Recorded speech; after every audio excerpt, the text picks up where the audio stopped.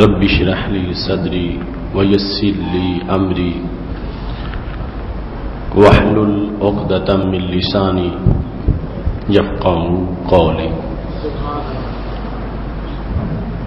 الحمد لله وحده والصلاة والسلام على من لا نبي بعده وعلى آله واصحابه الذين اوفوا عهده.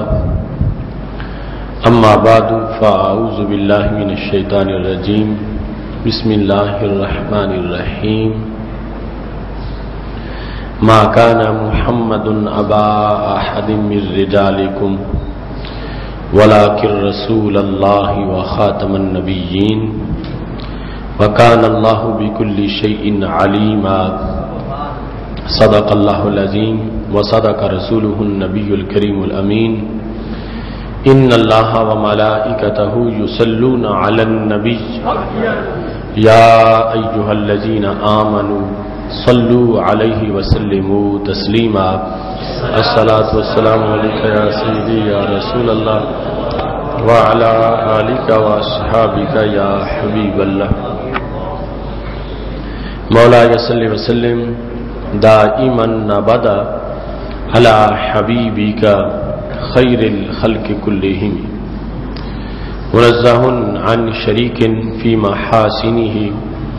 فجوهر الحسن فيه غير منقسم. محمد تاج رسل الله قاطبة محمد صادق الأقوال والكلم محمد ذكره روح لأنفسنا محمد شكره فرض على الأمم. ربي صل وسلم دائما ابدا على حبيبك خير الخلق كلهم. اللہ تبارک و تعالی جل جلالہ وعم نوالہ واتم برہانہ وعظم شانہ وجل ذکرہ وعز اسمہ کی حمد و ثنا اور حضور سرور کائنات مفخر موجودات زینت بزم کائنات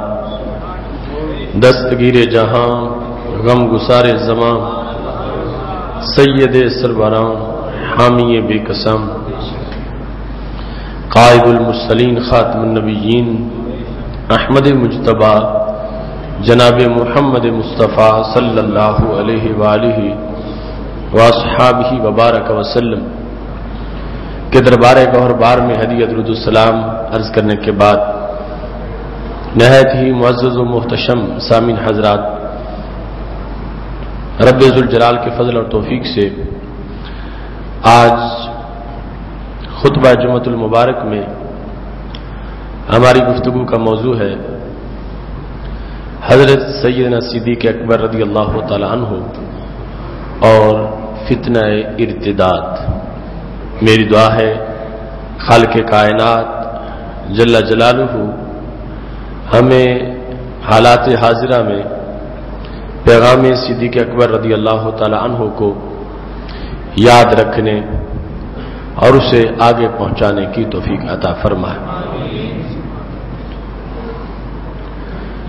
سید عالم نور مجسم شفیع معظم صلی اللہ علیہ وسلم کے وصال کے بعد جس فتنے نے صحابہ کرام علیہم رضوان کو پریشان کیا وہ فتنہ ارتداد تھا. کچھ لوگوں کے مرتد ہو جانے کا فتنہ. چونکہ سید عالم نور مجسم شفیع معظم صلی اللہ علیہ وسلم نے یہ فرمایا من بدل دینا فاقتلوہ، کہ جو دین اسلام کو چھوڑ کر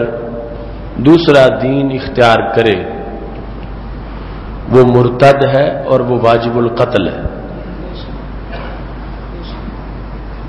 جس وقت مدینہ شریف گرد و نواح میں اور دوسرے علاقوں میں سید المرسلین حضرت محمد مصطفیٰ صلی اللہ علیہ وسلم کے وصال کے بعد ارتداد سامنے آیا اور حضرت صدیق اکبر رضی اللہ تعالیٰ عنہ کا دور حکومت تھا، تو سیدنا صدیق اکبر رضی اللہ تعالیٰ عنہ نے فتنہ ارتداد کا ڈٹ کے مقابلہ کیا اور قیامت تک کے مسلمانوں پر یہ واضح کیا کہ رسول اللہ صلی اللہ علیہ وسلم کے ساتھ جو امت مسلمہ کی محبت ہے اور نبی اکرم صلی اللہ علیہ وسلم کے ساتھ جو امت مسلمہ کا عشق ہے وہ کبھی بھی ارتداد کو برداشت نہیں کر سکتا، اور اس عشق کا تقاضا ہے کہ ارتداد کا خاتمہ کیا جائے۔ جو حالات حضرت صدیق اکبر رضی اللہ تعالی عنہ کو جن کا سامنا کرنا پڑا، پوری طرح ان کا احاطہ بیان میں مشکل ہے، لیکن یہ سب کو پتہ ہے ایک چھوٹے سے گھر کا سربراہ فوت ہو جائے اس کا نظام چلانا بھی ایک معنی رکھتا ہے، اور پوری امت کا نظام سید عالم نور مجسم شفیع معظم صلی اللہ علیہ وسلم کے دنیا سے تشریف لے جانے کے بعد کنٹرول کرنا، ہر جگہ مسلم امہ کے مسائل کا حل کرنا اور ہر جگہ باطل پرستوں کا مقابلہ کرنا، اندرونی اور بیرونی محاذ پر اسلام کی ساکھ کو بحال رکھنا، یہ حضرت صدیق اکبر رضی اللہ تعالی عنہ کے وہ محاذ تھے کہ جن پر آپ کو بیک وقت کام کرنا پڑا۔ آپ نے مرتدین کا بھی مقابلہ کیا، نبوت کے جھوٹے دعوے داروں کا بھی مقابلہ کیا، آپ نے منکرین زکوٰۃ کا بھی مقابلہ کیا، آپ نے جو بیرونی محاذ پر جہاد اسلامی کے تقاضے تھے وہ بھی پورے کیے، اور حالات اتنے سخت تھے کہ سیدہ عائشہ صدیقہ رضی اللہ تعالی عنہا کا یہ جملہ امام ذہبی نے لکھا، کہتی ہیں لو نازل بالجبال الراسیات ما نازل بابی لہادہا، کہ میرے ابا جی کے کندھوں پر جو بوجھ آیا، جتنی مشکلات اور جتنے مصائب آئے، فرما اگر یہ مصیبتیں پہاڑوں پر اترتی تو ان کو بھی ریزہ ریزہ کر دیتی۔ وہ ساری مصیبتیں حضرت سیدنا صدیق اکبر رضی اللہ تعالی عنہ کے کندھوں پہ اتری ہیں، اور آپ کسی کے آگے سرنگو نہیں ہوئے، آپ نے کسی کے آگے ہتھیار نہیں پھینکے، اور آپ نے کسی کے آگے مایوسی کا اظہار نہیں کیا، آپ نے کسی کے آگے اپنی قسم پرسی کا رونا نہیں رویا، بلکہ حضرت صدیق اکبر رضی اللہ تعالی عنہ نے گھبرائے ہوئے صحابہ کو بھی حوصلہ بخشا، اور باقی جو قیادت کا حق ہوتا ہے وہ حق ادا کیا، اور رسول اللہ صلی اللہ علیہ وسلم کے بعد چیختے چلاتے روتے غلاموں کو جو فراق میں بھی رو رہے تھے اور حالات سے بھی پریشان تھے، سیدنا صدیق اکبر رضی اللہ تعالیٰ عنہ نے ان کو دلاسا دے کر امت کے سفینے کو ساحل مراد تک پہنچایا ہے۔ اس سے پتہ چلتا ہے کہ ان کا پہلے نمبر کے لیے انتخاب بلا وجہ نہیں تھا، ان کی ان صلاحیتوں کے پیش نظر تھا کہ جو صلاحیتیں پہلے نمبر پر مصیبتوں کا مقابلہ کر سکتی ہیں، جو صلاحیتیں پہلے نمبر پر امت کا جو مسئلہ ہے اسے حل کر سکتی ہیں، چونکہ دوسرے نمبر پر خلافت، تیسرے نمبر پر خلافت، چوتھے نمبر پر خلافت جو باقی تینوں خلفاء نے کی، وہ تب اس خلافت کی ذمہ داری تک پہنچے جب حضرت صدیق اکبر حالات کو نارمل کر چکے تھے، فتنوں کا مقابلہ کر چکے تھے، اور بڑے بڑے مصائب کے دانت کھٹے کر چکے تھے۔ پھر اگلی خلافتوں کی باری آئی، اب ان کے لیے نظام چلانا آسان ہو چکا تھا، ان کے لیے خطوط وضع ہو چکے تھے، ان کے لیے حالات سازگار ہو چکے تھے، لیکن جس نے جلتی بھڑکتی آگ میں سے امت کو بچا کے نکالا وہ حضرت صدیق اکبر رضی اللہ تعالیٰ عنہ۔ اور آپ یہ یاد رکھیں کہ کسی امت کا کوئی انسان حضرت صدیق اکبر رضی اللہ تعالیٰ عنہ کی برابری نہیں کر سکتا۔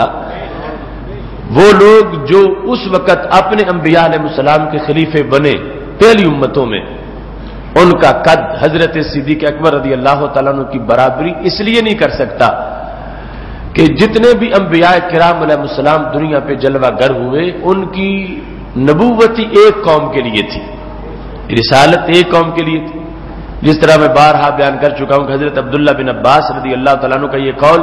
طبرانی کی موجم کبیر میں موجود ہے۔ وہ کہتے ہیں اللہ تعالیٰ نے فرمایا وَمَا أَرْسَلْنَا مِن رَّسُولٍ إِلَّا بِلِسَانِ قَوْمِهِ، ہم نے ہر رسول کو اپنی قوم کی زبان کے ساتھ بھیجا۔ تو کہتے ہیں رب نے لفظ قوم بھی واحد استعمال کیا، لفظ لسان بھی واحد استعمال کیا۔ ہر رسول کو اپنی قوم کی زبان کے ساتھ، یہ نہیں کہ ہر رسول کو اپنی قوموں کی زبانوں کے ساتھ، بلکہ اپنی قوم کی زبان کے ساتھ۔ تو کہنے لگے قوم بھی ایک ہوتی تھی اور زبان بھی ایک ہوتی تھی، لیکن ہمارے نبی علیہ السلام کے لیے کیا فرمان اللہ نے؟ وَمَا أَرْسَلْنَاكَ إِلَّا كَافَّةً لِلنَّاسِ بَشِيرًا وَنَذِيرًا،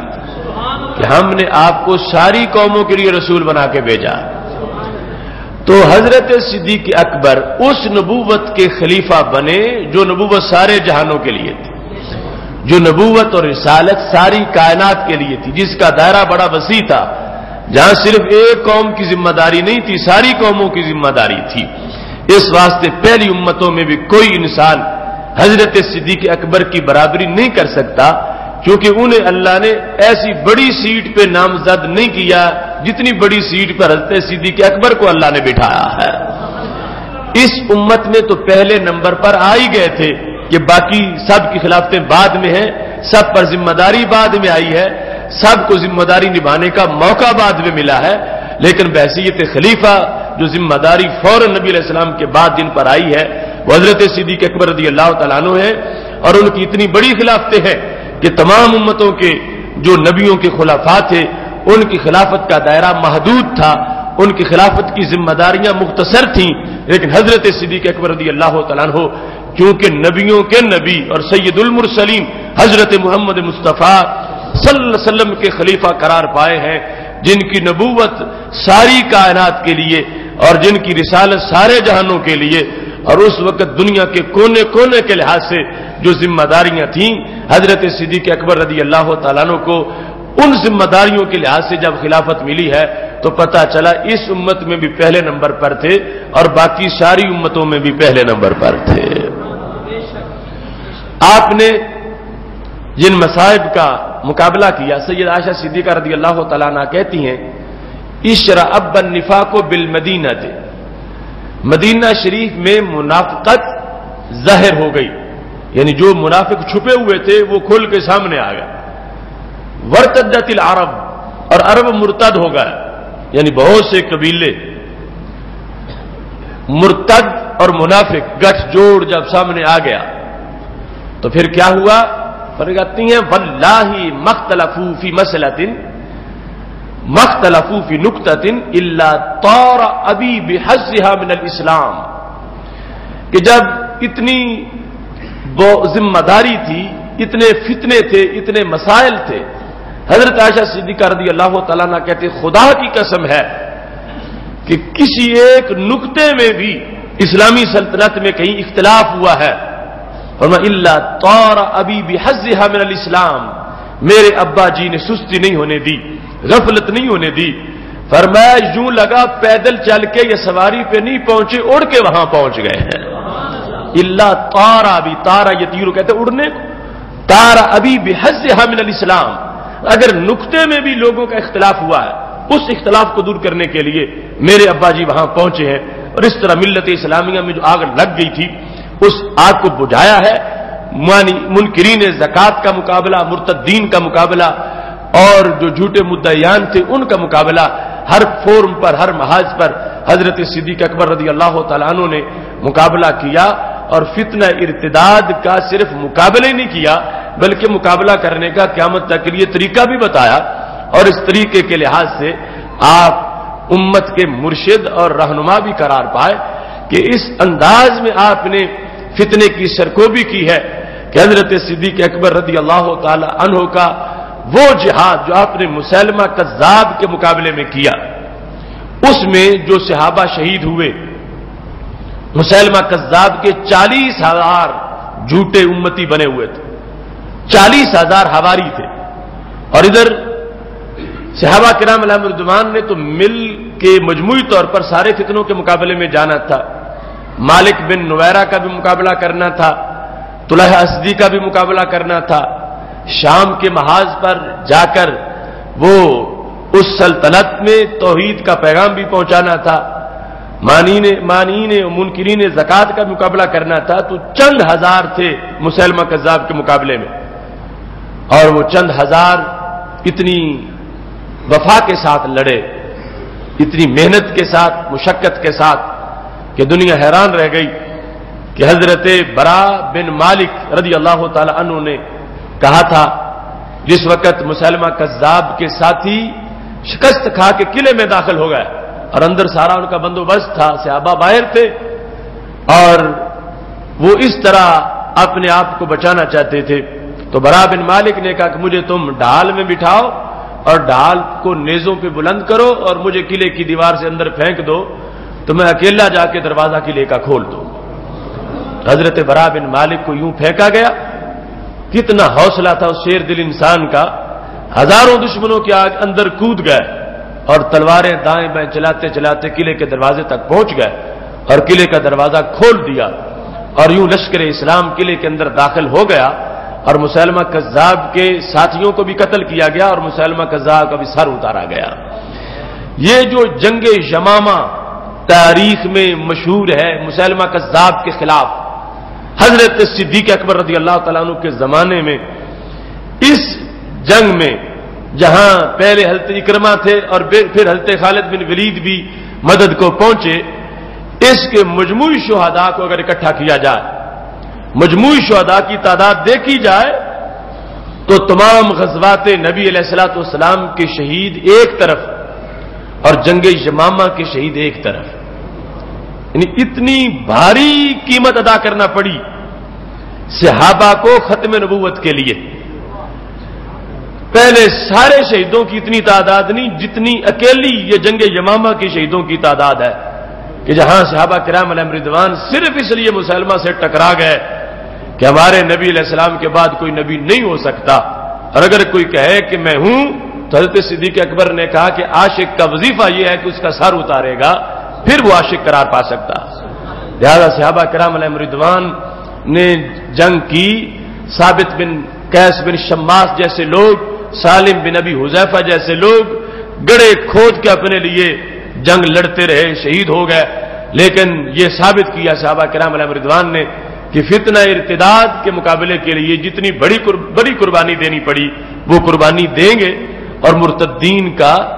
بھرپور انداز میں مقابلہ کیا جائے گا۔ حضرت سیدنا صدیق اکبر رضی اللہ تعالیٰ عنہ کی قیادت اتنی حکیمانہ قیادت تھی، اور اتنا یعنی نبی علیہ الصلوۃ والسلام کے بعد صحابہ کو آپ نے مطمئن کر رکھا تھا۔ اب دیکھو نا فرق کتنا ہے زمین و آسمانوں کا، کہ وہ سید المرسلین حضرت محمد مصطفیٰ صلی اللہ علیہ وسلم جن جیسا نبیوں میں بھی کوئی نہیں، اب ان کے بعد جس شخص کی صحابہ نے ظاہری طور پر اطاعت کرنی ہے، حکم ماننا، وہ شخص کی کتنی کیٹاگریز ہیں اور کتنا اس کا کمال ہے کہ صحابہ نے بیعت بھی کر لی اور کہتے ہیں کہ ابو بکر جیسے ہم نبی علیہ السلام کا حکم مانتے تھے ایسے ہی آپ کا بھی مانیں گے۔ اور یہ بات غیروں تک اس انداز میں پہنچی کہ جب طلحہ اسدی کی کمپنی، اس کے جھوٹے حواری صحابہ کے مقابلے میں پسپا ہوئے اور روزانہ مرتے جا رہے تھے، تو اس نے میٹنگ بلا لی، تو اس نے کہا کہ سبب کیا ہے کہ تم اتنے ہو اور روزانہ مر رہے ہو، تھوڑے سے تمہارے مقابلے میں وہ آئے ہوئے ہیں غلامان رسول صلی اللہ علیہ وسلم، وہ تو کئی محاذوں پر تقسیم ہے اور تمہارے مقابلے میں تھوڑے سے ہیں، اور تم روزانہ مر رہے ہو، شکست کھا رہے ہو، اور وہ تم پہ حملہ آور ہو کے آگے بڑھتے جا رہے ہیں، اس کا سبب کیا؟ تو جس طرح حدیث شریف میں نے آپ کو وہ جو حضرت ابو ہریرہ رضی اللہ تعالی عنہ رات کو پکڑتے تھے شیطان کو، اور آخری رات اس نے آیت الکرسی کا وظیفہ بتایا تھا، تو نبی علیہ السلام نے فرمایا تھا ان الکذوب قد یصدق، کو بڑا جھوٹا بھی کبھی سچ بول جاتا ہے۔ تو اب اس جھوٹے نبی کے جھوٹے امتی، ان کی میٹنگ ہو رہی تھی تو ایک نے سچ بول دیا، تو اس نے یہ جملہ بولا، اس نے کہا سبب یہ ہے شکست کا کہ ہمارا جذبہ اور ہے، ان کا جذبہ اور ہے۔ جذبات کا فرق اصل میں اثر انداز ہو رہا ہے۔ تو پوچھا گیا جذبے کا فرق کیا ہے؟ تو اس نے کہا کلنا یحب ان یموت صاحبہ قبلہ وانا لنلقى یوما کلہم یحب ان یموت قبل صاحبہ۔ فرمایا ہم میں سے ہر شخص لڑنے کے وقت اس پالیسی پر ہے کہ میں بچ جاؤں میرا دوست مر جائے۔ ہم اول سے آخر تک لڑتے ہوئے یہ بات سامنے رکھتے ہیں کہ میں بچ جاؤں، میرا بچنا ضروری ہے، دوست مر جائے تو کوئی بات نہیں۔ ہم طلحہ تیرے غلام جو ہے،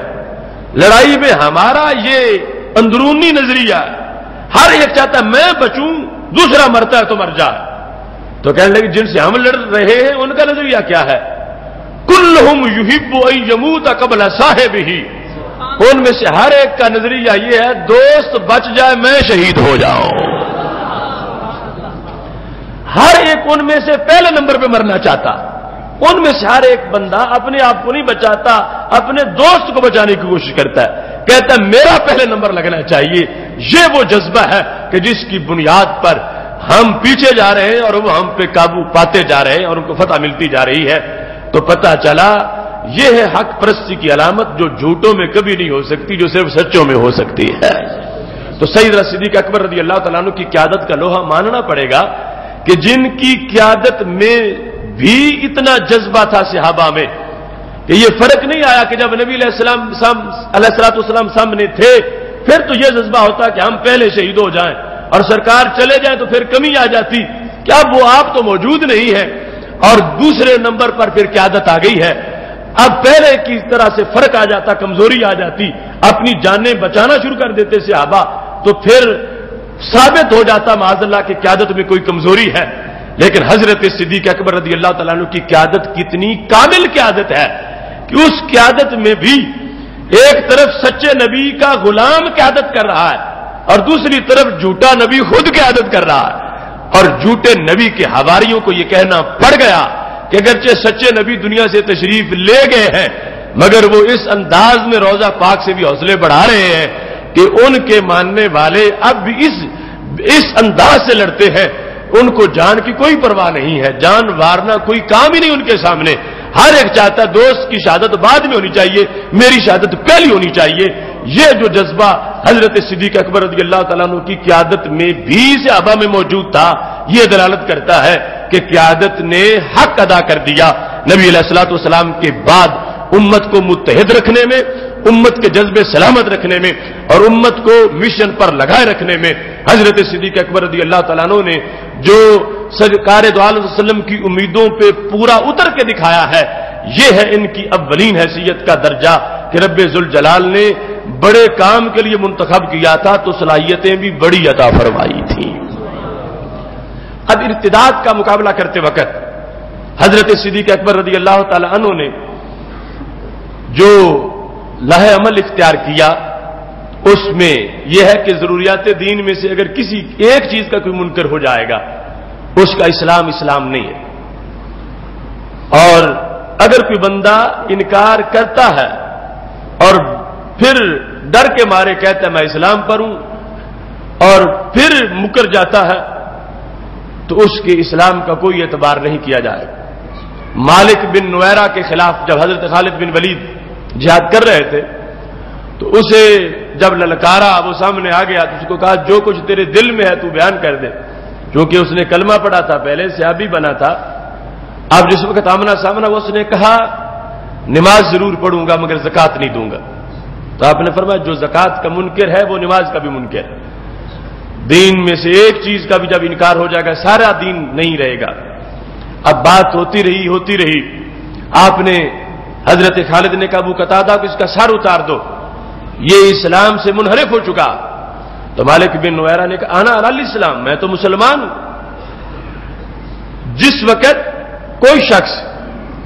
منکر ہونے کے ساتھ ساتھ کہتا ہے کہ میں اسلام پر ہوں، انکار بھی پورا کرتا، اس سے بھی باز نہیں آتا، اور پھر کہتا ہے میں اسلام پر ہوں. تو اس جملے کا کوئی اعتبار نہیں کیا جاتا. یا تو وہ صورتحال جس طرح صحابہ کرام علیہم رضوان میں جنگ کے وقت ایک شخص نے کلمہ پڑھ لیا تھا اور نبی علیہ الصلوۃ والسلام سے پہلے پوچھا تھا کہ اگر میری تلوار چلے اور اس کی پہلے چل جائے، میرا ہاتھ کٹ جائے، میں چلاؤں تو وہ کلمہ پڑھ لے، تو اب مجھے کیا کرنا چاہیے؟ فرمایا اس کے کلمے کا احترام کرنا چاہیے. اس نے کلمہ پڑھ لیا. لیکن یہ جو مرتدین ہے، پہلے کلمہ پڑھا پھر منکر زکات ہوا، اب کہا گیا تیرا دین نہیں ہے، وہ کہتا نہیں میں زکات نہ مان کے بھی مسلمان ہوں، جس طرح آج قادیانی کہہ رہے ہیں. تو اس صورتحال میں حضرت خالد بن ولید نے اس کا کلمہ تسلیم نہیں کیا، بلکہ اس کا سر اتارا اور یہ ارتداد کے فتنے کو سمجھنے کے لیے اصول عطا فرمایا کہ جو شخص مرتد ہو جاتا ہے، اگر وہ مکمل طور پر فوراً واپس نہیں پلٹتا اور پورے اسلام کا پکا دائی نہیں بنتا، تو اس کی جزوی حیثیتوں کا کوئی اعتبار نہیں کیا جائے گا، اور اس کا علاج تلوار کے سوا کچھ نہیں ہے. حضرت صدیق اکبر رضی اللہ تعالیٰ عنہ نے اپنی یہ پالیسی حضرت عمر کے سامنے بھی واضح فرمائی اور ہر طرف اس کو لاگو کیا، جس کے نتیجے میں ارتداد کی جڑیں کاٹنے میں حضرت صدیق اکبر رضی اللہ تعالیٰ عنہ کامیاب قرار پائے. اور آج تک حضرت صدیق اکبر رضی اللہ تعالیٰ عنہ کہ اس حکمت عملی کو اسلام کی تعلیمات کی ریڑھ کی ہڈی قرار دیا جاتا ہے، روح قرار دیا جاتا ہے، کہ جو ارتداد اور مرتدین کا فتنہ، چونکہ اس کا اولین سامنا حضرت صدیق اکبر کو کرنا پڑا تفصیلی حالات میں، اور آپ نے اس سلسلہ میں جو پالیسی اختیار کی وہی پالیسی آج بھی امت مسلمہ کی سب سے روشن پالیسی ہے. اس سلسلہ میں حضرت صدیق اکبر رضی اللہ تعالیٰ عنہ اور فتنہ ارتداد، اس میں جو فتنہ ارتداد کی صورتیں ہیں اور فتنہ ارتداد کے مقابلے میں جو رویہ ہے وہ آج کے حالات تک ہمارے موضوع کا حصہ. آپ نے پڑھا ہوگا قادیانیوں کی عبادت گاہ پر جب حملہ ہوا تو اگلے دن وہ جو 31 مئی کا نواں وقت ہے اس میں ان کا بیان چھپا، جو پاکستان کی تاریخ میں قادیانیوں کا سب سے زہریلا بیان تھا اور سب سے مفصل بیان تھا. اور یہاں تک کہا جا رہا ہے کہ 2 کروڑ روپیہ اس بیان کے لیے انہوں نے پاکستانی صحافت کو دیا کہ ہمارا یہ نظریہ پاکستان میں شائع کر دیا جائے. اور سارے اخبارات میں آ گیا، کچھ میں زیادہ ہائی لائٹ کیا گیا، کچھ میں تھوڑا. تو گڑی شاہو کی ان کی جو عبادت گاہ ہے وہاں ان کا جو اس وقت لاہور کا سربراہ ہے جس کا نام مرزا غلام احمد قادیانی ہے، قادیانی گروپ کا ڈائریکٹر غلام احمد قادیانی، اس نے معاذ اللہ یہ کہہ دیا کہ ہم مسلمان ہیں اور ہمیں مسلمان کہلوانے سے کوئی روک نہیں سکتا، اور یہاں تک کہہ دیا کہ ہم حضرت محمد صلی اللہ علیہ وسلم کو نبی مانتے ہیں اور آخری نبی مانتے ہیں، اور ہم حضرت محمد صلی اللہ علیہ وسلم کے غلام ہیں. اور آگے اس نے اپنی مظلومیت کا رونا رویا کہ ہمارے اوپر ظلم ہو رہا ہے، پاکستان کی نام نہاد پارلیمنٹ نے ہمیں غیر مسلم قرار دے دیا ہے، ہم تو مسلمان ہیں. اب دیکھو کس ڈٹائی کے ساتھ وہ امت مسلمہ پہ جارحیت کر رہے ہیں اور اپنی مظلومیت کے ذریعے رسول اللہ صلی اللہ علیہ وسلم کی ختم نبوت پہ پھر حملہ آور ہونا چاہتے ہیں، اور امتناع قادیانیت آرڈیننس اس کی معاذ اللہ شکوں کو غیر مؤثر کرنا چاہتے ہیں. آج فتنہ ارتداد کے مقابلے میں وضاحتوں کی ضرورت ہے، اور اللہ کا فضل ہے ہم نے دوسرے دن ہی لاہور پریس کلب میں پریس کے سامنے، انٹرنیشنل میڈیا کے سامنے اس پورے بیان کا رد باحوالہ کیا، جس کو باقاعدہ حوالہ جات بھی اخبارات میں شائع کیے گئے، انگلش اردو اخبارات کے اندر، اور ان کی ہر سازش کو کھول کے بیان کیا کہ ان کا یہ کہنا کہ ہم مسلمان ہیں اس کا کیا مطلب ہے، یہ کہنا کہ ہم نبی علیہ السلام کو آخری نبی مانتے ہیں کہ سادہ لو یہ مسلمان یہ نہ سمجھے یہ تو آخری بھی مان گئے، یہی تو اختلاف تھا، اب ان سے اختلاف کس چیز کا رہ گیا؟ تو آدھا گھنٹہ لیکچر میں نے صحافیوں کو دیا اور اس کے بعد سوالات و جوابات ہوئے، اور اللہ کے فضل سے وہ ساری سازش جو ہے اس کا ہم نے ایسا منہ توڑ جواب دیا کہ دوسرے دن قادیانی اپنے چینل پہ چیختے نظر آئے، اور انہیں جو وہ سازش نئے سرے سے کر رہے تھے اس سازش کے لحاظ سے بھی اللہ کے فضل سے علماء اہل سنت و جماعت نے اپنا حق ادا کر دیا ہے۔ دوسری طرف آپ اخبارات میں دیکھ سکتے ہیں کہ ہفتے کے جو اخبارات ہیں اس میں یہ جو مجلس عمل تحفظ ختم نبوت یا جتنا بھی دیوبندی ٹولہ ختم نبوت کے نام پہ چندے اکٹھے کرتا ہے، انہوں نے تو ہاتھ جھاڑ کے ختم نبوت کے عقیدے سے علیحدگی کا یوں اعلان کر دیا، نواب وقت میں آپ وہ سرخی ہیڈنگ پڑھ سکتے ہیں۔ انہوں نے کہا کہ مسلمانوں کا اختلاف قادیانیت سے ہے، قادیانیوں سے نہیں ہے۔ کوئی عقل والا بندہ ایسی بات کر سکتا؟ پورا دیوبندی طبقہ، ہم تو پہلے سمجھتے ہیں یہ سازشی لوگ، قاسم نانوتوی نے مرزا کو نبوت کے دعوے کا رستہ دکھایا اور پھر یہ لوگ اپنے آپ کو خاتم النبیین ختم نبوت کی حفاظت کے علم بردار قرار دینے لگے، پہلے دروازہ کھول کے اور پھر آگے سے چندے بٹورنے کے لیے پورا ونگ بنا لیا تحفظ ختم نبوت کے لیے، لیکن جو اندر تھا وہ باہر نکل کے آ گیا۔ یہ بیان دے دیا کہ ہمارا اختلاف قادیانیت سے ہے، قادیانیوں سے نہیں ہے۔ تو میں پوچھنا چاہتا ہوں اگر یہ بات صحیح ہے تو حضرت صدیق اکبر رضی اللہ تعالیٰ عنہ کو مسیلمہ کے خلاف جنگ لڑنے کی ضرورت کیا تھی؟ فرما سکتے تھے کہ ہمارا اختلاف نبوت کے جھوٹے دعوے سے ہے، دعوے دار سے نہیں ہے۔ ہمارا اختلاف نبوت کے جھوٹے دعوے دار جو لوگ ہیں ان کے نظریے سے ہے، ان لوگوں سے نہیں ہے۔ ہمارا اختلاف مسیلمہ کذاب کے دعوے سے ہے، مسیلمہ کذاب کے حواریوں سے نہیں ہے،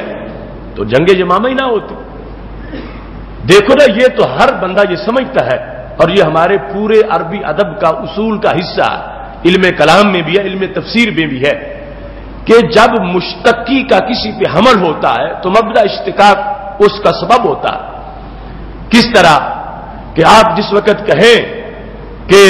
فلاں بندہ قاری ہے تو ماننا پڑے گا اس کو قرات آتی ہے۔ قاری کا مطلب ہے قرآن پڑھنے والا، تو پتہ کیا چلا کہ وصف قرات اس کی ذات کے ساتھ قائم ہے۔ کوئی ایسا ہو سکتا ہے کہو کہ قاری تو ہے مگر قرات نہیں ہے، کہو فلاں بندہ کاتب ضرور ہے مگر اس کو کتابت نہیں آتی، تو ایسا نہیں ہو سکتا۔ تو اگر یہ کوئی کہے کہ فلاں بندہ قادیانی تو ہے مگر اس کے ساتھ قادیانیت نہیں ہے، تو یہ کیسے ہو سکتا ہے؟ جو قادیانی ہے اس کے ساتھ قادیانیت ہے، اور قادیانیت ایسی چیز نہیں کہ جو سائیڈ پہ کھڑی رہے اور قادیانی سائیڈ پہ کھڑا رہے، اور دونوں کو جدا کر کے کہو دو کہ یہ جو وہ جسم ہے قادیانی کا اس سے تو ہمارا اختلاف نہیں، یہ سائیڈ پہ کھڑی جو قادیانیت ہے اس سے اختلاف ہے۔ یہ کیسے ہو سکتا ہے؟ صفت تو موصوف کے بغیر پائی نہیں جا سکتی، وصف موصوف کے ساتھ شمار ہوتا ہے۔ اب یہ ہو سکتا ہے کوئی بندہ کہے کہ ہمیں اسلام سے تو جھگڑا ہے، مسلمان سے کوئی جھگڑا نہیں اگر مسلمان ہے تو اسلام اس کے ساتھ ہی ہے، اسلام کو مسلمان سے جدا نہیں کیا جا سکتا، اور یہ فرق نہیں کیا جا سکتا کہ مسلمان اور ہے اور اسلام اور ہے، نہیں، مسلمان کا اسلام اس کی ذات کے ساتھ قائم ہے۔ اس بنیاد پر یہ کہہ دینا کہ ہمارا قادیانیوں سے جھگڑا نہیں، قادیانیہ سے جھگڑا ہے، جو چور چھپا ہوا تھا ان کے دلوں میں وہ سامنے آ گیا کہ یہ نرم گوشہ جو دروازہ کھولا تھا اس کے لیے آج اپنی زبان سے بیان کر رہے ہیں۔ میں نے تو کہا تھا صحافیوں کے سامنے ایک اجتماع میں کہ یہ بیان اس طرح کا ہے کہ کوئی شخص جس طرح یہ کہہ دے کہ میرا گندگی سے تو جھگڑا ہے، گندگی سے نفرت ہے مگر گٹر سے نفرت نہیں ہے، وہ کتنا بے وقوف ہوگا کہ جو گندگی سے تو نفرت کرتا ہے گٹر سے نفرت نہیں کرتا۔ جس کی گند سے نفرت ہوگی اس کی گٹر سے بھی نفرت ہوگی، جس کی گٹر سے نفرت ہوگی اس کی گند سے بھی نفرت ہوگی، جس کی قادیانیت سے نفرت ہوگی اس کی قادیانی سے بھی نفرت ہوگی۔ یہ جدا جدا نہیں کیا جا سکتا۔ اللہ کا فضل ہے کل بھی علماء اہل سنت نے مرزا کا تعاقب کیا اور حق ادا کیا، اور آج بھی جس وقت آیا ہم نے اس کا قرض نہیں رہنے دیا، اور اس انداز میں محاسبہ کیا، اس انداز کے اندر کہ ایک آدھا گھنٹہ گفتگو سننے کے بعد صحافی یہ کہنے پر مجبور ہو گئے، کہتے قادیانیت کے لحاظ سے آج تک ہم نے اتنی تفصیلی تحقیقی پریس کانفرنس کبھی سنی نہیں تھی کہ جتنی آج ہمیں اس میں سمجھ آئے۔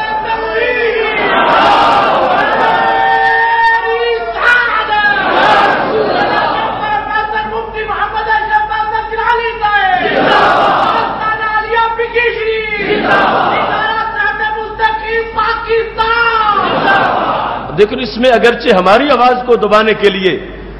جو کہ اس ملک کی کلیدی اسامیوں کے ساتھ قادیانی چمٹے ہوئے ہیں، انہوں نے پورا زور لگایا، لیکن پھر بھی آواز نکل گئی، پہنچی اسرائیل تک، اور جہاں تک اس کو پہنچنا چاہیے تھا، اور اتنا عظیم پرکیف منظر تھا کہ سارے کبار اہل سنت شیوخ پیران طریقت وہاں بیٹھے تھے، حضرت علامہ حافظ عبدالستار سعیدی صاحب شیخ الحدیث جامعہ نظامیہ لاہور، حضرت علامہ شیخ الحدیث غلام عتیقی صاحب، حضرت شیخ الحدیث خادم حسین رضوی صاحب سربراہ فدایان ختم نبوت، حضرت علامہ منیر احمد یوسفی صاحب، حضرت قاضی مظفر اقبال رضوی صاحب، حضرت صاحبزادہ رضا مصطفیٰ صاحب، قاری زوار بہادر صاحب، دیگر بہت سے لوگ، اور بندہ چیز کے سپرد تھا پریس کانفرنس کرنا، اور میں نے وہ مکمل حوالہ جات پیش کیے اور لکھ کر دیے پریس ریلیز میں جو اخبارات نے شائع کیے۔ تو اس گفتگو کے اندر میں نے جو ارتداد کی حیثیت تھی لوگوں کی اس کو واضح کیا، اور حضرت صدیق اکبر رضی اللہ تعالیٰ عنہ کے فتوے کی روشنی میں واضح کیا۔ انہوں نے آج یہ کہہ کر کہ نام نہاد پارلیمنٹ نے ہمیں غیر مسلم قرار دیا، تو میں نے کہا کہ یہ پارلیمنٹ نام نہاد نہیں ہے، پارلیمنٹ نے تمہیں کافر نہیں بنایا، پارلیمنٹ نے تمہیں کافر بنایا نہیں بتایا ہے، کافر تو تم پہلے ہی تھے، پارلیمنٹ نے کافر بنایا نہیں بتایا ہے، کافر تھے قرآن و سنت کی روشنی سے۔ میں نے کہا جہاں تک قانون کی بات کرنی ہے تو 1935 میں جب یہاں برطانوی راج تھا اس وقت بھاولپور ڈسٹرکٹ میں 6 سال کیس چلتا رہا، اور آج وہ 3 جلدوں میں وہ مقدمہ مرزائیہ چھپا ہوا، 6 سال تک مسلسل کیس چلا، اور جسٹس اکبر خان نے جو فیصلہ کیا انگریز کے زمانے میں تو اس نے کہا کہ قادیانی مرتد ہیں، ان کا اسلام کے ساتھ کوئی تعلق نہیں ہے۔ اس میں موقع یہ تھا کہ ایک بچی تھی جس کا نام غلام عائشہ تھا، اس کا نکاح عبد الرزاق نامی انسان سے ہوا، کیونکہ وہ بچی نابالغہ تھی، جب وہ بالغ ہوئی تو اتنے میں عبد الرزاق قادیانی ہو چکا تھا، تو عبد الرزاق نے مطالبہ کیا کہ یہ میری منکوح ہے، اس کو رخصت کیا جائے، تو بچی کے والد نے کہا کہ نہیں، اس کا نکاح تمہارے ساتھ نہیں رہا، تم مرتد ہو گئے ہو، اور مسلمان عورت کا مرتد سے نکاح نہیں ہوتا۔ تو اس نے کیس دائر کیا، 6 سال تک دلائل پیش ہوتے رہے، علماء نے دلائل دیے، جواب میں قادیانیوں نے پھر جواب دیا، اس طرح 6 سالوں کے بعد فروری 1935 کو وہ فیصلہ سنایا گیا، جس میں انگریزی عہد حکومت کے دوران جج نے یہ لکھا کہ غلام عائشہ کا نکاح عبد الرزاق کے ساتھ نہیں ہے، اس واسطے کہ غلام عائشہ عورت مسلمان ہے اور عبد الرزاق قادیانی ہے، اور قادیانی مرتد ہوتا ہے، اس واسطے مرتد کے ساتھ مومنہ کا نکاح نہیں ہو سکتا۔ تو میں نے کہا یہ تمہاری اصل حیثیت ہے، غیر مسلم اقلیت کا لفظ ایک آغاز تھا تمہاری شناخت کے لیے، یہ انتہا نہیں ہے۔ قادیانیوں پر اقلیت کا لفظ یہ ایسے نہیں جیسے یہودیوں پر یا عیسائیوں پر بولا جاتا، یہ ہمارے اکابر کا کمال ہے کہ انہوں نے پارلیمنٹ میں ان کو غیر مسلم اقلیت قرار دلوایا، لیکن یہ اس حکم کا آغاز تھا۔ اس وقت بھی میرے استاد محترم علامہ عطا بندیالوی رحمۃ اللہ علیہ نے یہ کہا تھا کہ اقلیت کا لفظ ان کی پوری بدباطنی کی ترجمانی نہیں کرتا، ان پر لفظ مرتد ہی ان کی حقیقت کو واضح کرتا ہے۔ تو اس وقت اکابر جو اسمبلی میں موجود تھے، بالخصوص قائد اہل سنت امام شاہ نورانی صدیقی رحمۃ اللہ علیہ نے، جنہوں نے یہ جہاد کیا، تو ان کی طرف سے یہ وضاحت تھی کہ یہ آغاز ہے، اس سے اگلا حکم ان کا مزید تفصیل سے آ جائے گا۔ لیکن آج یہ اقلیت بھی اپنے آپ کو ماننے پر تیار نہیں اور کہتے ہم مسلمان ہیں. حق ماننے کے لحاظ سے کہتے ہیں ہمیں اقلیت والا حق دو، اور دوسری طرف کہتے ہیں کہ ہم مسلمان ہیں اور ہمیں نام نہاد پارلیمنٹ نے معاذ اللہ غیر مسلم قرار دیا ہے. تو میں نے کہا کہ اگر ہماری پارلیمنٹ پہ اعتراض ہے تو برطانوی حکومت پر تو اعتماد، اس وقت بھی تمہیں مرتد قرار دیا گیا تھا، اور پھر پاکستان کی پارلیمنٹ نے نہیں، پارلیمنٹ کے بعد وفاقی شرعی عدالت نے تمہیں نان مسلم قرار دیا، اور اس کے بعد سپریم کورٹ نے نان مسلم قرار دیا، دیگر کورٹس نے نان مسلم قرار دیا. تو یہ آج ان کا جو بیان چھپا، ہم نے کھلے الفاظ میں کہا کہ یہ پاکستان کی پارلیمنٹ، عدلیہ اور وفاقی شرعی عدالت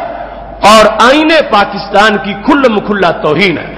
اور یہ قرآن و سنت سے مذاق ہے، اور یہ کروڑوں عاشقان رسول صلی اللہ علیہ وسلم کے جذبات پر شرمناک حملہ ہے. اس واسطے یہ لوگ شرنگیزی کر رہے ہیں. صرف پاکستان کی بات نہیں، ماریشس کے اندر عدالت نے ان کو مسلم کا لفظ استعمال کرنے سے روک دیا. جنوبی افریقہ کی عدالت میں کیس چلا کہ ایک مسجد میں وہاں جا کر داخل ہو گئے تو مسلمانوں نے وہاں عدالت کی طرف رجوع کیا کہ یہ مسلمان نہیں، ان کا مسجد میں داخلہ بند کیا جائے. تو جنوبی افریقہ کی کورٹ نے یہ فیصلہ کیا کہ قادیانی لفظ مسلمان استعمال نہیں کر سکتے، نہ ہی مسجد میں جا سکتے ہیں. ان پر وہاں بھی داخلے پر پابندی لگائی گئی. تو میں نے کہا یہ پاکستان کو معاذ اللہ بدنام کرنے کے لیے ایسے جملے بول رہے ہیں. یہ تو ہر جگہ ان کا یہی قانون ہے، یہ ان کی شناخت پہچان ہے کہ ان کا اسلام کے ساتھ کسی طرح کا کوئی تعلق نہیں ہے. باقی ان کا یہ کہنا کہ ہم مسلمان ہیں اور پھر یہاں تک کہہ دینا کہ ہم تو آخری نبی حضرت محمد صلی اللہ علیہ وسلم کو آخری نبی ماننے والے، یہ نقطہ سب سے زیادہ زہریلا نقطہ. تو ہم کہتے ہیں کہ آج تک مسلم امت نے ان پر جارحیت نہیں کی. ہر قادیانی مسلمانوں پر جارحیت کر رہا ہے، ہر قادیانی جارحیت کر رہا ہے، گالیاں دے رہا ہے مسلمانوں ہر وقت بلا تمثیل. آپ یہ جانتے ہیں کہ ہم میں سے کسی کا جو باپ ہے اس کی جتنی بھی شان ہے اس سے کروڑوں درجہ ہمارے نبی علیہ السلام کی شان اونچی ہے. اگر کوئی شخص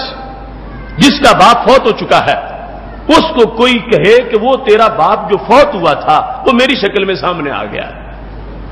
لہذا میں تیرا باپ ہوں. اب یہ جملہ جب کسی کو بولا جائے تو کیا اس کے تن کو آگ نہیں لگے گی؟ کتنی اس کے اندر اس کی غیرت کو جھنجھوڑا گیا، کتنی بڑی گالی دی گئی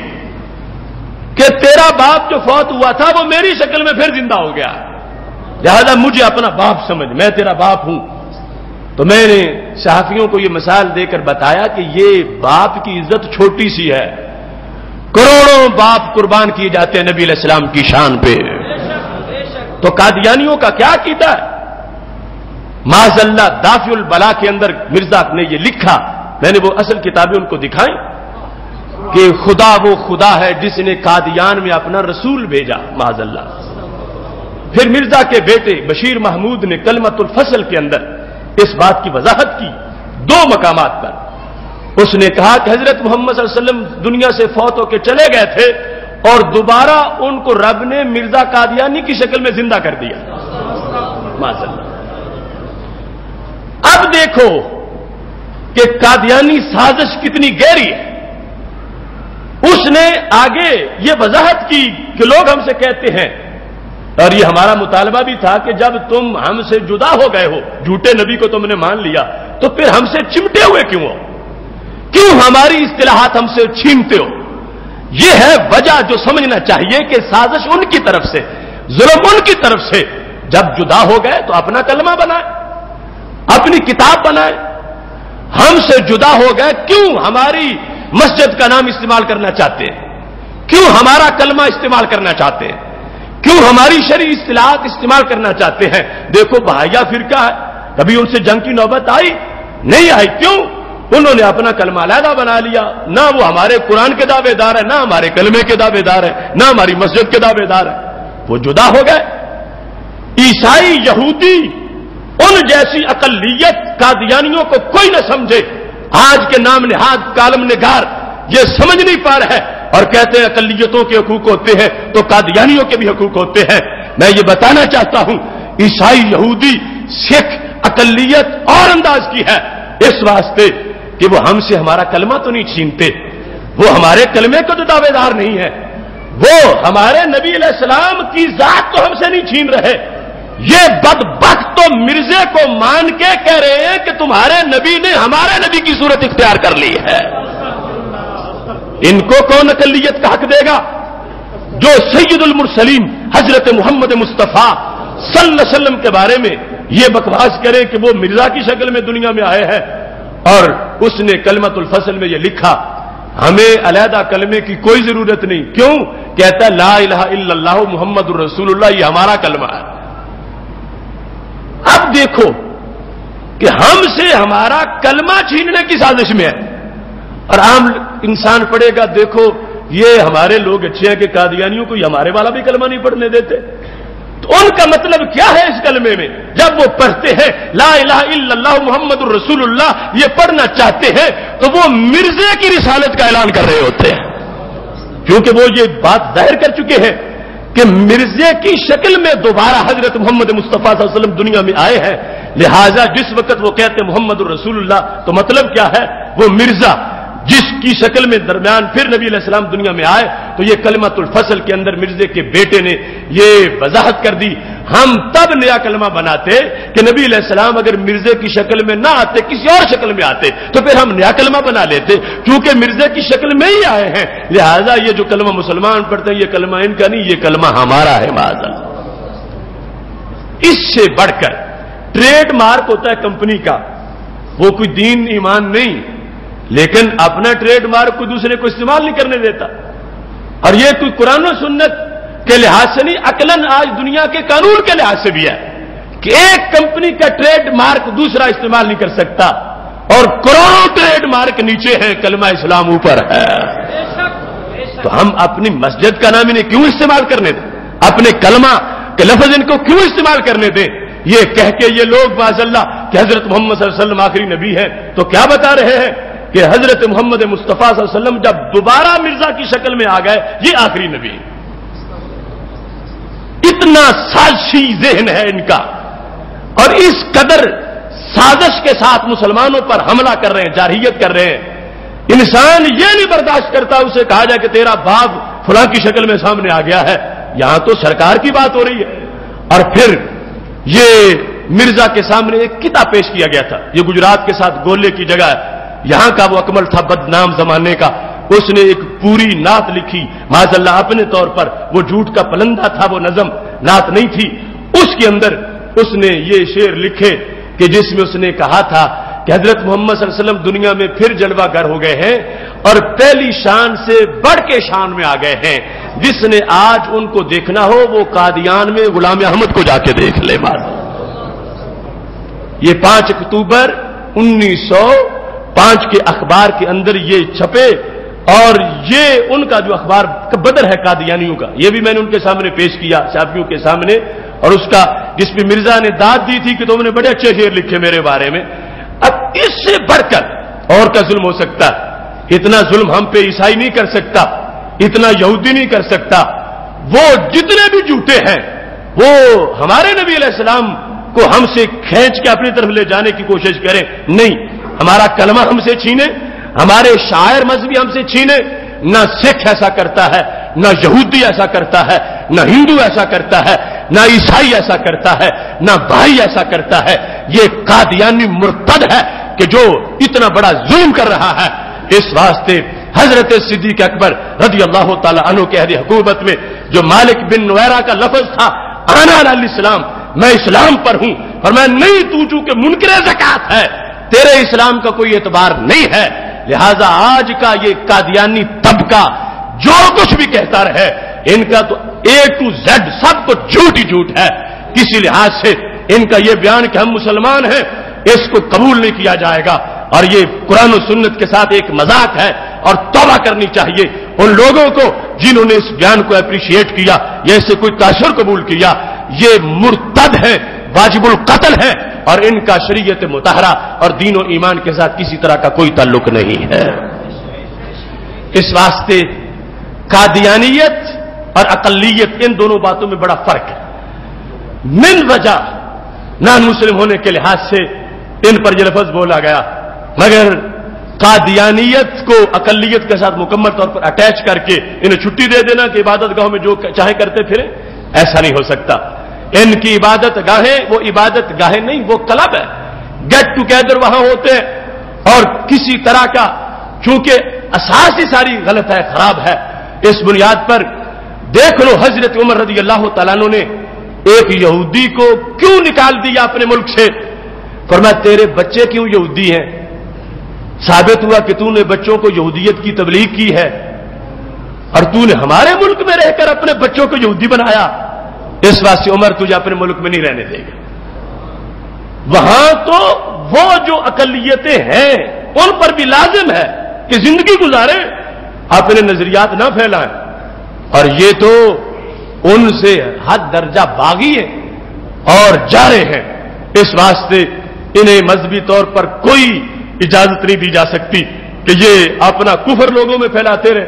کہ جیسے چاہیں وہ کفر پھیلائیں، کفر پھیلانے کی اجازت جو دے گا اس کا اپنا کیا اثر ہوگا۔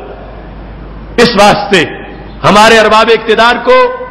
اور پوری بیوروکریسی کو، علماء کو، ہر شخص جو ان کے بارے میں اپنی رائے کا اظہار کرتا ہے اسے یہ سوچ کے بولنا چاہیے کہ غیر مسلم دوسرے جو ان کا اور حکم ہے، یہ اصل نان مسلم نہیں، یہ ناٹ مسلم ہے، یہ مرتدین ہیں، اور ان کے لحاظ سے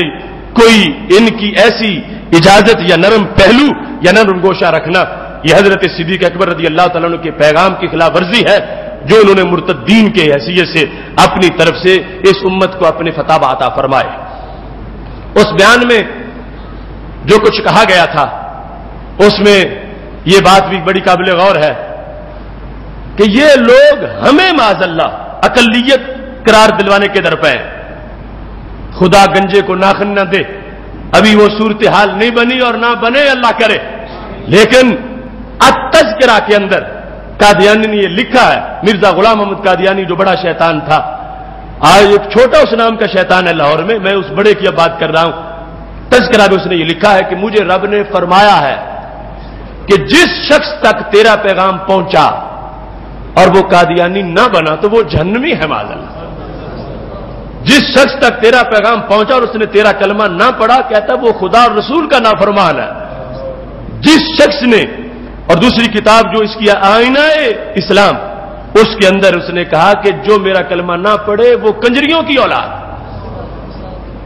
اتنی جسارت مسلمانوں کے خلاف، یہاں تک یعنی وہ مسلمانوں کے خلاف لفظاً عملاً ارتداد کی تحریک شروع کیے ہوئے، یہ کہہ کر کہ جو ہمارا کلمہ نہ پڑھے وہ جہنمی ہے، وہ کافر ہے، اور دوسری طرف باقاعدہ مرتد بنانے کی تحریک شروع کی ہوئی ہے۔ سادہ عام مسلمانوں کو جھانسا دیتے ہیں فرانس کا ویزا ملے گا، صرف فارم فل کر دو قادیانی ہونے کا، تجھے جرمنی کا ویزا مل جائے گا، اٹلی کا ویزا مل جائے گا۔ میں نے اوصاف فورم میں بھی اس بات کی وضاحت کی جو کل چھپا تھا پورے ملک کے اندر، میں نے یہ کہا تھا کہ یہ سادہ لو مسلمان جو یہ سمجھے کہ صرف فارم پہ لکھنا ہے نا قادیانی، دل تو میرا صحیح ہے کہ میں حضرت محمد صلی اللہ علیہ وسلم کو آخری نبی مانتا ہوں، مرزا کو کافر سمجھتا ہوں، مرتد سمجھتا ہوں، صرف فارم پہ لکھنا ہے قادیانی تو ویزا مل جائے گا، تو میں نے کہا لکھنے سے ہی یہ بندہ مرتد ہو جائے، ہاتھ سے لکھ کر یا زبان سے بول کر جو اقرار کیا اسی زبان سے بولے تو مومن بنتا ہے اور اسی زبان سے کافر بن جاتا ہے۔ انہی ہاتھوں سے دستخط کر کے کہ میں مسلمان ہوں مسلمان ہوتا ہے، اور انہی سے دستخط کر دے، اگرچہ کہے کہ دل میں نے داور رکھا ہوا ہے صرف ویزا لینے کے لیے کیا، تو اس کو شریعت مرتد کہے گی، مسلمان نہیں ہوگا۔ تو یہ مرتد بنانے کی تحریک ہے قادیانیوں کی، اور کھلے عام ایسا کر رہے، اور ہماری حکومت سوئی ہوئی ہے اور دیکھ ہی نہیں رہی کہ کس طرح مسلمانوں کو جہنمی یہ بنا رہے ہیں ویزوں کے جھانسے دے کر۔ اس واسطے یہ جو شیطان ہیں ہمارے معاشرے میں گھسے ہوئے ہیں، بڑی بڑی پوسٹوں پہ ہیں، محلوں کے اندر، شہروں میں موجود ہیں، ان کے اس فتنے سے پوری طرح باخبر ہونا یہ قرآن کا بھی پیغام ہے، سنت کا بھی پیغام ہے، اور حضرت صدیق اکبر کا بھی پیغام ہے۔ اس بیان کے اندر اس بدبخت نے یہ بھی دعویٰ کیا کہ ہم نے پاکستان کے لیے بڑی قربانیاں دی ہیں اور ہمیں حق نہیں مل رہے، ہمیں لفظ مسجد استعمال کرنے کی اجازت ہونی چاہیے۔ تو یہ مسئلہ بھی ہم نے کھول کے بیان کیا کتنی محبت ہے ان کی پاکستان سے اور کتنی محبت ہے ان کی عالم اسلام سے. نہ اسلام کے وفادار، نہ عالم اسلام کے وفادار، اور نہ ہی پاکستان کے وفادار. اس سلسلہ میں وہ ظلم جو قیام پاکستان کے وقت اس قادیانی نے کیا تھا جس کو ظفر اللہ خان کہا جاتا ہے، لوگ اس کو سر بھی کہتے ہیں، لیکن وہ چونکہ عزت کا لفظ ہے ہم قادیانی کے بارے میں نہیں بولیں گے. وہ پاکستان کا پہلے وزیر خارجہ. مسلم لیگ نے ریڈ کلف کے سامنے اسے اپنا وکیل پیش کیا تھا پنجاب کی تقسیم کے وقت،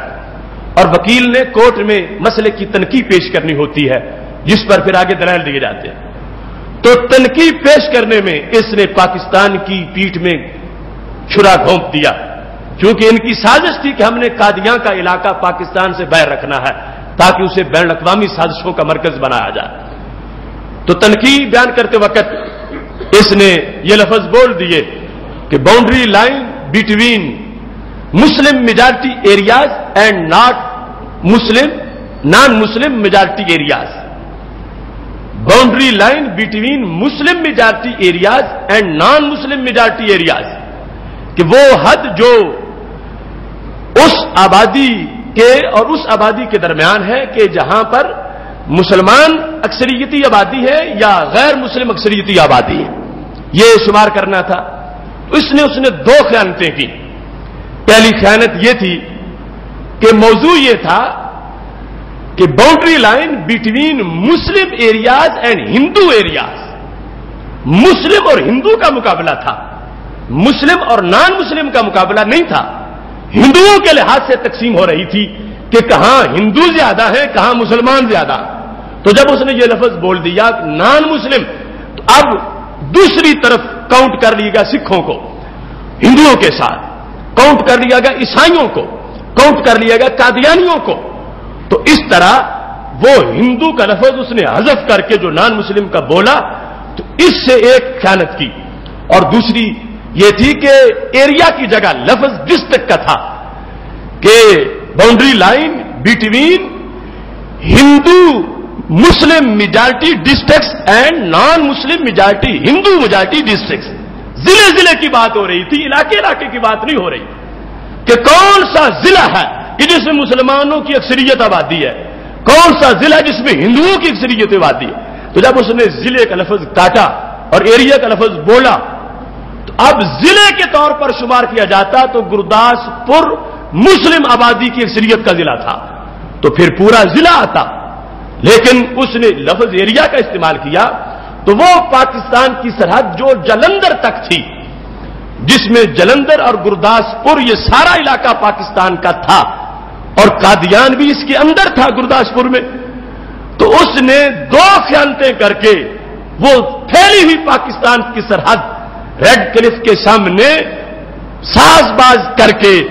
اس کو شکر گڑھ کی تحصیل تک لا کے کھڑا کر دیا. جو گرداسپور پورا ضلع جلندر سب نکال دیا اور یہ ایک تحصیل جو تھی شکر گڑھ والی یہاں تک باؤنڈری آ گئی. تو یہ پہلے دن ان کی محبت ہے پاکستان کے ساتھ کہ انہوں نے اپنے قادیان کو انڈیا میں ملانے کے لیے اتنا پاکستان کا علاقہ ساز باز کر کے ہندوؤں کے سپرد کر دیا. اور دوسرے نمبر پر جس وقت مشرقی پاکستان کا معاملہ تھا اس کو اس پاکستان سے جدا کرنے میں یحییٰ خان کا جو مشیر ایم احمد تھا جو مرزا قادیانی کا پوتا تھا، اس نے معاذ اللہ پاکستان کا ایک پورا حصہ پاکستان سے کاٹنے میں زہریلا کردار ادا کیا. اور اگر عالم اسلام کو دیکھنا ہے، وہ اسلامی سلطنت اور خلافت اسلامیہ جس کو خلافت عثمانی کہا جاتا ہے، اس کے خلاف جب ساز باز لارنس آف عربیہ نے کی اور عرب شیوخ کو اس نے آ کے بہکایا کہ یہ ترک تم پہ حکومت کر رہے ہیں اور تمہیں اب ہوش کرنا چاہیے، ان کو یہاں سے نکالو. خلافت عثمانیہ جو اہل سنت کی حکومت تھی، اگرچہ وہ لوگ ترکی کے تھے مگر عرب علاقوں پر وہ ادب احترام کے تقاضے پورے کر رہے تھے، ان کی محبت موجود ہے. اس خلافت عثمانیہ کے خلاف لارنس آف عربیہ نے جس وقت عرب شیخوں کو بھڑکایا، اس کا پورا سٹاف قادیانی تھا. لارنس آف عربیہ کا دفتری سٹاف سارے کا سارا قادیانیوں پر مشتمل تھا جو خلافت عثمانی کے خلاف زہریلی تحریک چلائے ہوئے تھے. اور آج کے حالات کو دیکھنا ہے تو ہم نے آج تک اسرائیل کو تسلیم نہیں کیا اور کسی بھی مسلمان ملک نے اس کو تسلیم نہیں کیا، لیکن قادیانیوں کا مرکز اسرائیل کے حیفا شہر میں موجود ہے اور وہاں سے اسلام کے خلاف سازشیں ہو رہی ہیں۔ یہ کس منہ سے کہتے ہیں کہ ہم پاکستان سے پیار کرنے والے ہیں، جبکہ پاکستان کے دشمنوں کی گود میں بیٹھ کے سازشیں کرتے ہیں؟ وہاں ان کا رابطہ کیسے ہو گیا؟ اگر یہ اسلام سے وفاداری کے دعوے کر رہے تھے، پاکستان سے وفاداری کے دعوے کر رہے تھے، حیفا میں مرکز ان کا قائم ہے۔ بلکہ ایک یہودی مصنف جس کا نام ٹی نعمانی ہے، اس نے اپنی کتاب اسرائیل اے پروفائل میں یہ لکھا ہے کہ 600 قادیانی اسرائیل کی فوج میں شامل ہو چکے ہیں اور ان کو بھرتی کیا گیا ہے۔ اتنے قریبی تعلق یہودیوں سے ان کے ہاتھوں کے پالے ہوئے اور ہر وقت سازشیں کر رہے ہیں، اور ہم تک آج اس طرح سارے حقائق کو جھٹلا کہتے ہیں ہم پاکستان کے وفادار اور پاکستان کے لیے ہم نے قربانیاں دی ہیں۔ سب جھوٹ ہے، سب دجل ہے، سب فریب ہے، ان میں سے کسی چیز کا بھی صداقت کے ساتھ کوئی تعلق نہیں ہے۔ انہوں نے آج تک پاکستان کو تسلیم ہی نہیں کیا۔ ربوہ میں جو ان کی جعلی جنت ہے، جہنم، اس کے اندر جو قبروں پہ انہوں نے لکھا ہوا ہے جس کو بھی دفن کرتے ہیں کہ ہم امانتن یہاں دفن کر رہے ہیں، اصل ہم قادیاں میں پہنچائیں گے۔ یہ ان کی صورتحال۔ بانی پاکستان محمد علی جناح کا جنازہ تیار تھا، اس مجمع میں یہ ظفر اللہ خان موجود تھا جو پہلا وزیر خارجہ ہے پاکستان کا۔ بانی پاکستان کی نماز جنازہ اس نے ادا نہیں کی اور وہاں ہوتے ہوئے سائیڈ پہ بیٹھ گیا اور سائیڈ پہ غیر ملکی سفراء کے ساتھ بیٹھا رہا۔ جس وقت جنازہ پڑھا گیا تو کسی نے پوچھا کہ تم نے جنازہ میں شرکت کیوں نہیں کی؟ تو اس نے کہہ دیا دنیا جانتی ہے کہ قائد اعظم احمدی نہ تھے، اگر وہ احمدی مذہب پہ ہوتے پھر تو میں جنازہ پڑھتا، کیونکہ مذہب احمدی نہیں تھا تو اس لیے میں نے جنازہ نہیں پڑھا۔ اس حد تک انہوں نے دشمنی کا ثبوت دیا اور اپنے جھوٹے مذہب اور جھوٹے نظریات جو ہیں ان کو معاذ اللہ پھیلانے کی کوشش کی، اور قدم قدم پہ اسلام کے خلاف سازشیں، مسلمانوں کے خلاف سازشیں، یہ ان کا وتیرہ ہے۔ پاکستان کے خفیہ راز چوری کر کے انڈیا تک پہنچانے والی جو ایک ٹیم ہے وہ ساری قادیانیوں پر مشتمل ہے۔ عالم اسلام کے خلاف جہاں بھی کوئی سازش ہوتی ہے پیچھے قادیانیوں کا ہاتھ ضرور ہوتا ہے۔ اس واسطے ایسے لوگوں کے خلاف جو ارتداد کے ساتھ خود متصف ہی نہیں بلکہ ارتداد کی تحریک چلائے ہوئے ہیں، خود مرتد ہے اور لوگوں کو مرتد بنانے کی ہر وقت کوشش کر رہے ہیں۔ حضرت صدیق اکبر رضی اللہ تعالی عنہ کا فتویٰ، ان کی تعلیمات آج ہمارے لیے مشعل راہ ہے۔ اس واسطے اپنے حالات کے اندر، ماحول کے اندر اتنی تو کم از کم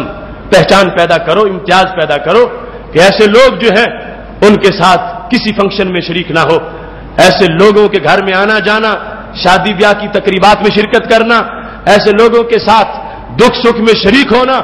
ایسے لوگوں کے کسی کے مر جانے پر تعزیت کرنا، یہ ساری باتیں خلاف شرع ہیں، ناجائز ہیں۔ اور پھر اگر کوئی نرم گوشہ رکھ بیٹھے کہ معذرت ان پہ ظلم ہو رہا ہے، یہ ہو رہا ہے، وہ ہو رہا ہے، اور یہ فلاں بات میں سچے ہیں، فلاں بات میں سچے ہیں، ایسے شخص کے ایمان کے جنازہ کے نکل جانے کا خطرہ۔ اس واسطے یہ بھیڑیے جو ہماری صفوں کے اندر ملک میں موجود ہیں ان کے لحاظ سے پوری طرح ہمیں مطلع رہنا چاہیے کہ ان کے بارے میں کیسی پالیسی ہونی چاہیے اور کیسا رویہ ہونا چاہیے۔ اس لحاظ سے میں اپنے ملک کی صحافت کو یہ ہدیہ تبریک پیش کرتا ہوں کہ انہوں نے ان کی عبادت گاہوں کے بارے میں لفظ مسجد استعمال نہیں کیا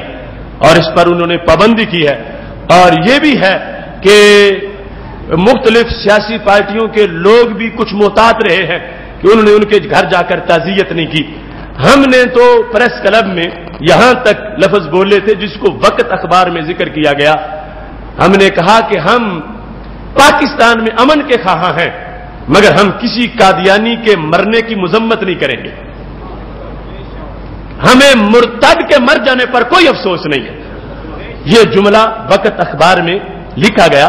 اور اس کو چونکہ کچھ اخبارات والے اپنے طور پر ہی لوگوں کے نام کی خبریں کہ یہ تو عام سا لفظ ہے، یہ تو ہو جانا چاہیے۔ میں نے کہا ہمیں ملک کا امن مقصود ہے، ملک میں بد امنی کے ہم مخالف ہیں۔ امریکہ سازشیں کر رہا ہے، 9/11 جیسے واقعات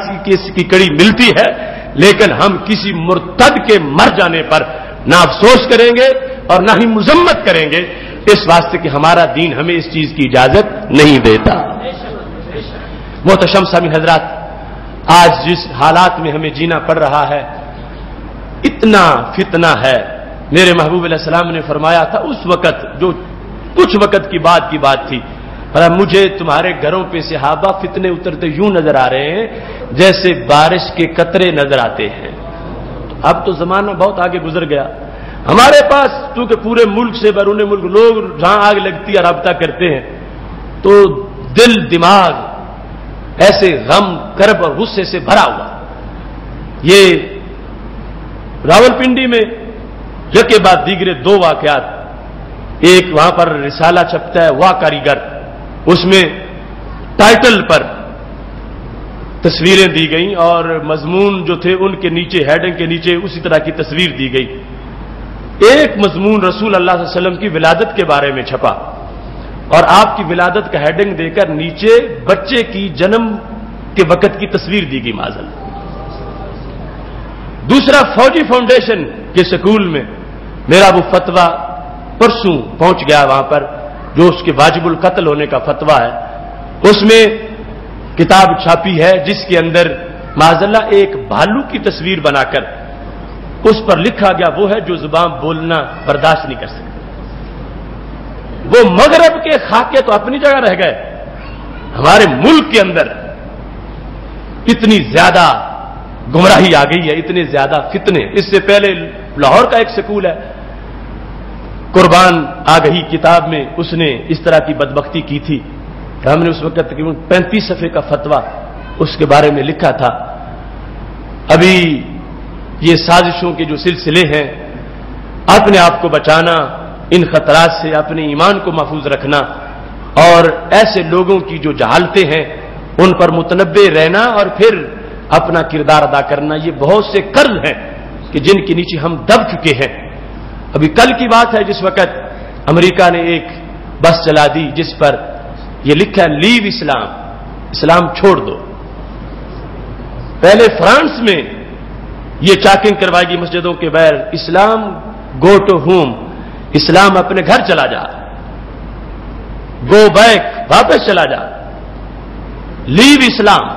یہ وہ لوگ جو کہتے ہیں ہم انسانی حقوق کے علمبردار ہیں، ہم رواداری کے حامل ہیں، ہمارے کو حق دے رہے ہیں، بدبختیاں ان کی طرف سے ہیں، سازشیں ان کی طرف سے ہیں، شرارتیں ان کی طرف سے ہیں۔ اور یہ امریکہ کو یاد رکھنا چاہیے، وہ 1000 بس بھی ایسی چلا لے، اسلام لیو کی اس پر وہ سائن بورڈ لگا لے، اسلام امریکہ کے دل میں داخل ہو جائے گا۔ روزانہ کا بڑھتا ہوا اسلام، روزانہ کا پھیلتا ہوا اسلام، میرے نبی علیہ السلام کا فرمان ہے، نہ کوئی کچا گھر بچے گا نہ پکا گھر بچے گا۔ یہاں کچے گھر میں بھی میرے غلام ہوں گے، پکے گھر میں بھی میرے غلام ہوں گے۔ آسماں ہوگا سحر کے نور سے آئینہ پوش، پھر ظلمت رات کی سیما پا ہو جائے گی، پھر دلوں کو یاد آ جائے گا پیغام سجود، پھر جبین خاک حرم سے آشنا ہو جائے گی، شب گریزہ ہوگی آخر جلوائے خورشید سے، یہ چمن معمور ہوگا نغمہ توحید سے۔ وآخر دعوانا ان الحمدللہ رب العالمین۔